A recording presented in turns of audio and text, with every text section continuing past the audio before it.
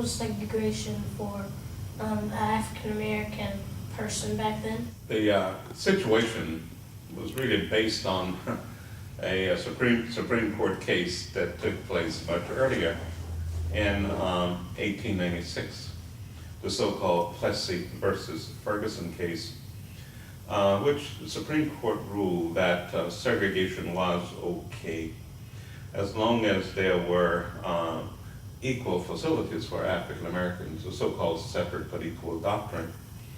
And we saw very quickly that things were separate, but they never were equal. Equal facilities were not really provided for. And it meant that, by law, African Americans got a raw deal from the state government and also from the national government, because the national government supported the state governments and their discrimination against us in many ways. And again, education didn't have equal education opportunity. For jobs, couldn't have equal jobs opportunity.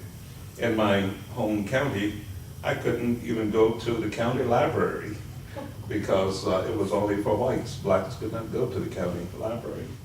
And so that's a blatant example of this discrimination in that way as well, which meant that we couldn't get certain kinds of jobs, even state jobs we could not get.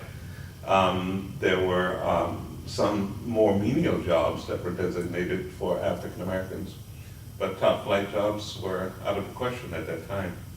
And it meant that, therefore, more people were waiting for these changes to occur. And we were increasingly aware of them, and that made us more determined to become active too. And for example, the college students who led and who began the sit-in movement, they were also, fed up with a good deal of this activity, and they were motivated to do something about it. And other students in other places, and an increasing number of adults also began to participate directly as well. So, can you describe the role of African American church back in your day? When I was small, I was involved in church activity especially.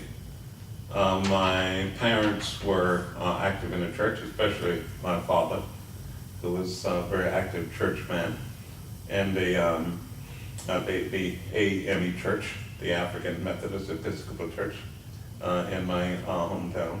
My hometown was very small, about 600 people, but as I think about it, there were a lot of churches in the town, a lot of African American churches, maybe 7 or 8 African American churches in a very small town. So I participated in Sunday school. When I was very young, I became Sunday school secretary and stayed Sunday school secretary, I guess, until I finished high school and went away to college. I remember attending Sunday school conventions that took place yearly. One of my cousins was the pianist. She had a talent for playing piano, and she became the director of the junior choir. And so naturally, I was a member of the junior choir for a number of years as well. And there were some other activities that took place too, some special holiday activities that occurred in the church as well. I remember also some vacation Bible school experiences that began, and it was a new idea at the time for our area of the country, but nevertheless that took place as well. Have you been involved in any civil rights organizations or any of the NAACP stuff or anything like that? Yes, again, because of the area of the country where I live, practically could be avoided just out of natural behavior. But when the sit-in movements began, I was still in high school, and so we decided that, some people in my town decided that we should participate directly in some of this activity as well. Maybe I was a junior in high school at the time. Our town was so small that we didn't have any real facilities to integrate because we just had a little regular general store. But we did most of our shopping in a town about 25 miles away, the town of Wilmington, North Carolina. Most of our big shopping occurred there. So we decided to organize and to join the demonstrations that were taking place in Wilmington. And so we organized and we decided that we needed formal organizations, so we formally organized. And I was elected president of the group. So for a good deal of time, each Saturday, we would go to Wilmington and we would join in the sit-ins that were taking place in Wilmington. And we had some varied experiences there, some not so nice experiences, of course. Some people in the crowd didn't want us there. The store people also didn't want us there sitting in either. And they would try to do things to force us away, like pretend that they were spraying for flies and insects and spray on us on that occasion.